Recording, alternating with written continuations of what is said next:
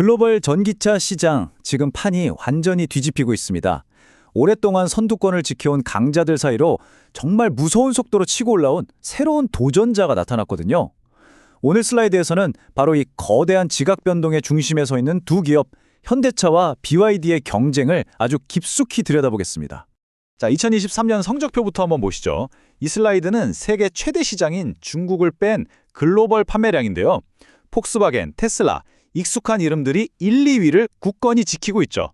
그런데 진짜 드라마는 바로 그 아래 3위와 4위 싸움에서 벌어졌습니다.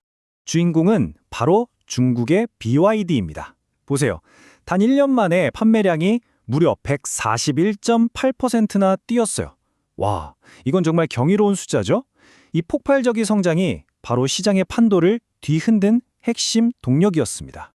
그리고 이 놀라운 성장세의 결과는 바로 이겁니다. 사상 처음으로 현대차 그룹이 BYD에게 3위 자리를 내주고 4위로 밀려나고 말았어요. 오랫동안 이 시장의 강자로 군림해온 현대차로서는 정말 충격적인 결과일 텐데요. 대체 BYD는 어떻게 이런 일을 해낸 걸까요? BYD의 이 무서운 상승세 뒤에는 아주 치밀하게 계산된 전략이 숨어 있습니다. 지금부터 그들의 성공을 만든 세 가지 핵심 비결 하나씩 파헤쳐 보겠습니다. 첫 번째 비결은 바로 이 파워트레인 전략의 차이입니다. 슬라이드를 보시면 현대차가 배터리로만 가는 순수 전기차에 집중하는 동안 BYD는 좀 달랐어요. 순수 전기차는 물론이고 내연기관과 전기를 같이 쓰는 플러그인 하이브리드까지 이른바 투트랙 전략을 구사한 거죠. 특히 자국에서 이미 대박을 친 하이브리드 모델을 해외 시장에 공격적으로 밀어붙인 게 판매량 급증의 결정적인 한 수였습니다. 두 번째 비밀병기는 바로 원가 구조입니다. BYD는 전기차의 심장인 배터리부터 핵심 부품 대부분을 직접 만들어요. 이걸 수직 계열화라고 하는데요. 덕분에 가격을 자기들 마음대로 조절할 수 있는 아주 강력한 무기를 쥐게 된 거죠. 반면에 외부에서 부품을 사와야 하는 현대차는 아무래도 가격을 낮추는 데 한계가 있을 수밖에 없고요. 바로 이 차이가 가격 경쟁에서 BYD에게 날개를 달아준 겁니다. 그리고 이 모든 공격적인 전략을 가능하게 한 배경에는 바로 이 숫자가 있습니다. 348만 대. 작년 한 해 중국 안에서만 팔린 BYD 신에너지차의 숫자입니다. 어마어마하죠? 이 막강한 내수 시장에서 벌어들인 돈이 바로 해외 시장을 공략하는 든든한 실탄이 되어준 겁니다. 자, 그렇다면 이 거센 도전에 현대차는 그냥 속수무책으로 당하고만 있을까요? 천만에요. 현대차는 BYD와 똑같은 방식으로 싸우는 대신 아예 게임의 규칙 자체를 바꾸려는 큰 그림을 그리고 있습니다. 지금부터 현대차의 반격 카드를 한번 살펴보겠습니다.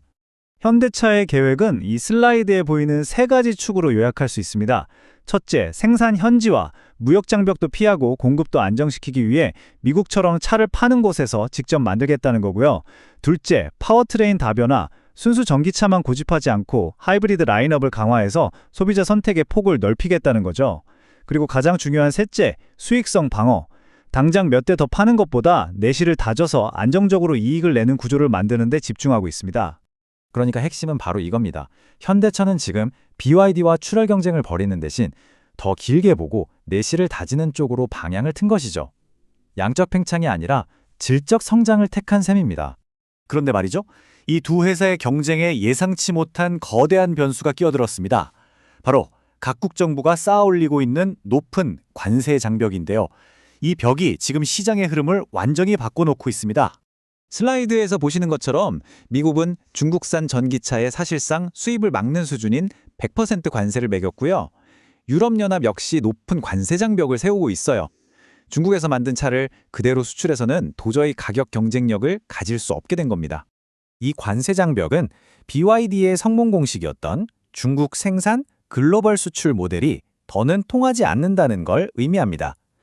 결국 BYD는 울며 겨자 먹기로 막대한 돈을 들여서 유럽 같은 해외 시장에 직접 공장을 지어야 하는 상황에 내몰린 거죠. 그런데 재밌게도 이 관세 장벽이 현대차에게는 뜻밖의 방어막이 되어주고 있습니다. 이미 현지 생산으로 방향을 튼 현대차의 전략이 결과적으로는 옳은 선택이 된 셈이죠. 경쟁자의 발목을 잡는 동시에 현대차가 공급망을 재정비할 아주 귀중한 시간을 벌어준 겁니다. 자, 그렇다면 이런 상황 속에서 현대차가 다시 주도권을 잡기 위해 해결해야 할 과제는 무엇일까요? 마지막으로 재도약을 위한 길을 한번 짚어보겠습니다. 현대차 앞에는 몇 가지 중요한 숙제가 놓여 있습니다. 먼저, 현지 공장을 짓는 것에서 그치지 않고 이걸 실제로 원가를 낮추는 효과로 이어지게 해야 합니다. 그리고 그렇게 아낀 비용을 소비자 가격에 반영해서 가성비를 높여야겠죠. 마지막으로 BYD가 꽉 잡고 있는 저가 시장을 공략할 매력적인 보급형 전기차 라인업을 갖추는 게 무엇보다 시급합니다. 한 업계 전문가는 지금의 상황을 이렇게 요약했습니다. 이제 경쟁력의 핵심은 단순한 판매 대수가 아니라 생산지와 공급망을 어떻게 재편하느냐에 달렸다. 이 말이 바로 새로운 게임의 규칙을 정확히 꿰뚫고 있는 거죠. 이제 전기차 전쟁은 얼마나 많이 파느냐의 경쟁에서 어디서 어떻게 만드느냐의 경쟁으로 완전히 넘어간 겁니다. 결국 이 모든 변화는 우리에게 하나의 근본적인 질문을 던집니다. 미래 전기차 시장의 승자는 과연 누가 될까요?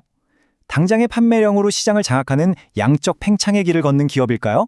아니면 꾸준한 수익을 내는 질적 안정의 길을 택한 기업일까요? 현대차와 BYD의 경쟁은 바로 이 질문에 대한 각자의 답을 증명해 나가는 과정이 될 겁니다. 여러분은 어느 쪽의 미래에 더 무게를 두시나요?